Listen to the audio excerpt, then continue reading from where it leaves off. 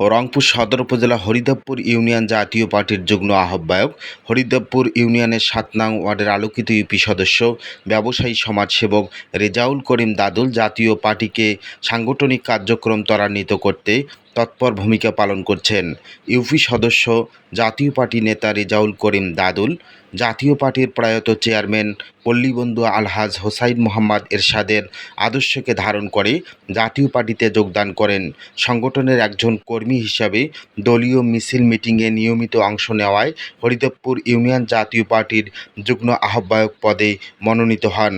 রেজাউল করিম দাদুল জাতীয় পার্টির সংকটময় মুহূর্তে ইউনিয়ন জাতীয় পার্টির নেতাকর্মীদের মনোবল চাঙ্গা করতে নিজের অবস্থান থেকেই দলীয় নেতাকর্মীদের সঙ্গে যোগাযোগ অব্যাহত রাখছেন।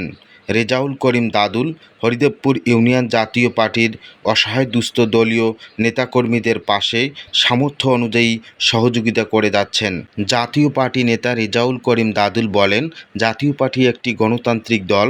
জাতীয় পার্টিকে ধ্বংস করতে বিভিন্ন সময় দেশীয় ও বিদেশি ষড়যন্ত্র করা হয়েছে। এতে জাতীয় পার্টির কিছুটা সংকট সৃষ্টি হলেও পার্টির প্রেসিডেন্ট গোলাম মোহাম্মদ কাদের স্যারের হাত ধরে জাতীয় পার্টি আবারও শক্তিশালী অবস্থান সৃষ্টি করবেন বলে তিনি আশাবাদ ব্যক্ত করেন।